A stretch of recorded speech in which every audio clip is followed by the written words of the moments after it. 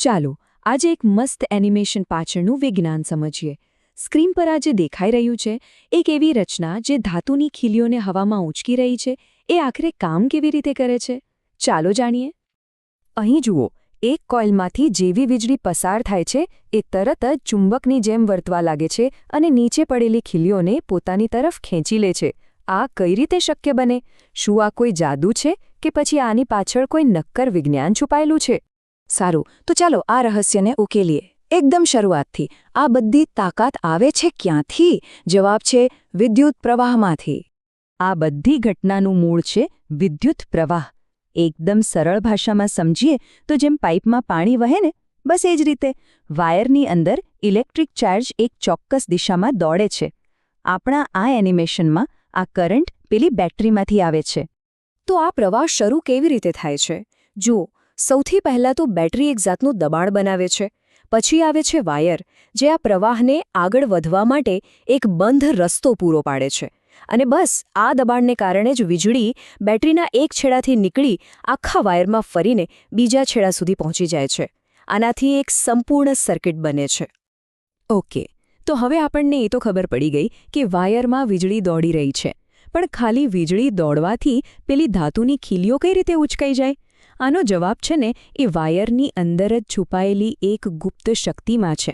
લગભગ 200 વર્ષ પહેલાં હાન્સ ક્રિશ્ચિયન ઓર્સ્ટેડ નામના એક વૈજ્ઞાનિકે એકદમ જબરદસ્ત શોધ કરી.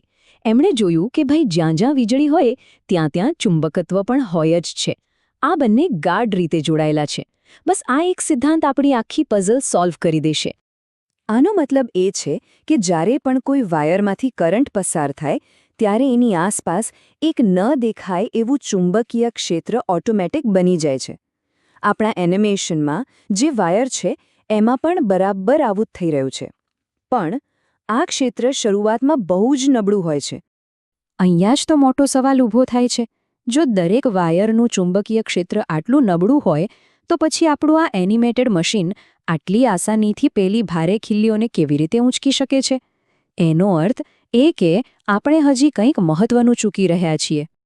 અને એ જે ખૂટતી કડી છે ને, એ સુપરપાવર વાયરના આકારમાં છુપાયેલી છે. ચાલો જોઈએ કે આ કેવી રીતે કામ કરે છે. જ્યારે વાયર સીધો હોય છે ત્યારે એનું ચુંબકીય ક્ષેત્ર નબળું અને આમતેમ ફેલાયેલું હોય છે. પણ અસલી જાદુ ત્યારે થાય છે જ્યારે આપણે એને કોઇલમાં ફેરવી દઈએ. આનાથી દરેક આંટાનું ચુંબકીય ક્ષેત્ર એકબીજા સાથે જોડાઈને કેન્દ્રમાં ભેગું થાય છે. અને તે એક અત્યંત શક્તિશાળી કેન્દ્રિત ચુંબકીય બળ બનાવે છે. અને જેટલા વધારે આંટા અને જેટલો વધારે કરંટ, એટલું જ આ ચુંબક વધારે શક્તિશાળી બને છે. અને આ કોઈ નાનો સૂનો વધારો નથી. વાયરને ગૂંચળામાં વાળવાથી ચુંબકીય બળ 100 ગણું કે તેનાથી પણ વધારે શક્તિશાળી બની શકે છે. બસ આ જ કારણ છે કે આપણું નાનકડું મશીન પણ ખીલીઓ ઉપાડવા માટે પૂરતું મજબૂત બની જાય છે. તો ચાલો હવે આપણે જે કંઈ પણ શીખ્યા એ બધા ટુકડાઓને જોડીએ અને જોઈએ કે આપણું આ એનિમેટેડ ઇલેક્ટ્રોમેગ્નેટિક કેવી રીતે જીવંત થાય છે. સૌથી પહેલાં આપણી પાસે છે બેટરી, આપણો ઊર્જાનો સ્ત્રોત. પછી આવે છે વાયર, જે વીજળીને વહેવા માટેનો રસ્તો પૂરો પાડે છે. અને હવે આવે છે આપણી સિક્રેટ ટ્રીક. આપણે વાયરને કોઇલમાં વાળી દઈએ છીએ, જે પેલા નબળા ચુંબકીય બળને એક સુપર પાવરમાં ફેરવી દે છે. અને પરિણામ? એક શક્તિશાળી ઓન ડિમાન્ડ ચુંબક. જ્યારે વીજળી ચાલુ કરો ત્યારે તે ચુંબક બને. જેવી વીજળી બંધ કરો તેની ચુંબકીય શક્તિ ગાયબ થઈ જાય છે. હવે આ એનિમેશન કોઈ જાદુ નથી લાગતું, ખરો ને? આ તો વિજ્ઞાનનો એકદમ સરળ અને સુંદર સિદ્ધાંત છે. તો આ બધી વાતનો સાર શું છે? બસ 3 સરળ નિયમો.